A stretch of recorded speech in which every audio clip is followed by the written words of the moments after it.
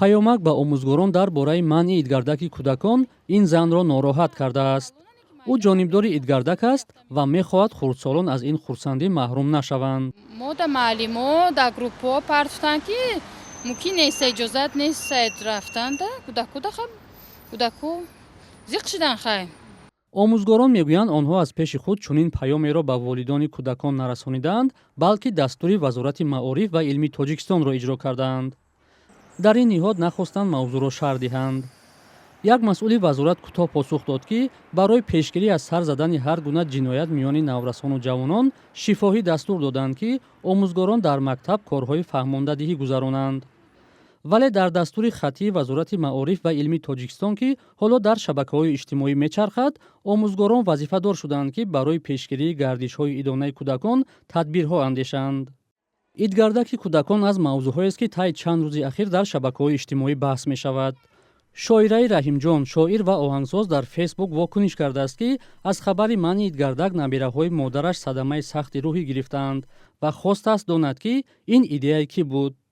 ӯ гуфтааст, шодии якрӯзаи кӯдаконро баргардонед, убол аст.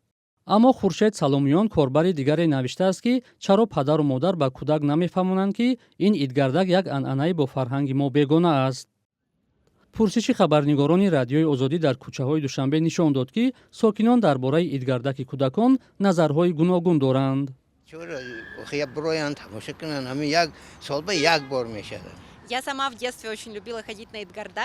ман худам дар хурдӣ зиёд дӯст медоштам ки ба идгардак раваму қанд ҷамъ кунам. дертар хоҳару бародаронамро ҳам мебурдам. ягона чизе ки бароям нохушоянд аз ин хатари эҳтимолӣ ба кӯдакон аст. яъне онҳо ба хонаҳои бегунаҳо мераванд ва маълум нест он ҷо кӣ зиндагӣ мекунад. аз ин рӯ хуб мешуд ки кӯдакон бо ҳамроҳии нафарони бузургтар, масалан апа ё волидайн раванд. барои фарҳанги миллӣ мо дохил намешавад. ин чизи барои мо бегона аст.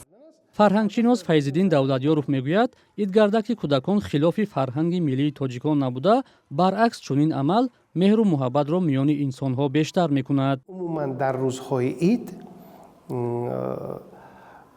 тоҳфа кардан ба якдигар ва сухани нек гуфтану хурсандӣ бахшидан аз азал дар мардуми тоҷик буд ва вобаста ба мурури замон, яъне ки баъд аз зуҳури ислом низ ин анъанаҳои неки тоҷикӣ ки ба хусусиятҳои ислом таъсири ҷиддӣ намерасонданд, дар мардум анъанаҳои онҳо иҷозат дода шуд ва идома ёфтааст.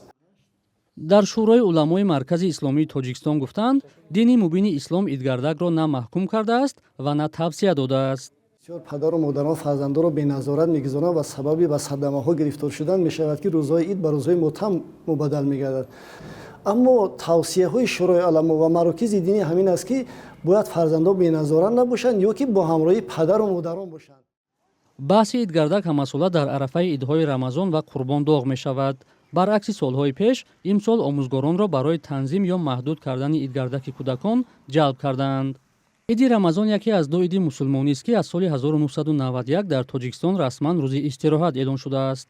дар ин рӯз сокинон барои адои намоз ба масҷидҳо рафта, сипас онҳое ки тавон дорад ба қурбонӣ ва дигарон барои зиёрати қабри гузаштагону аёдати хешу табор мераванд.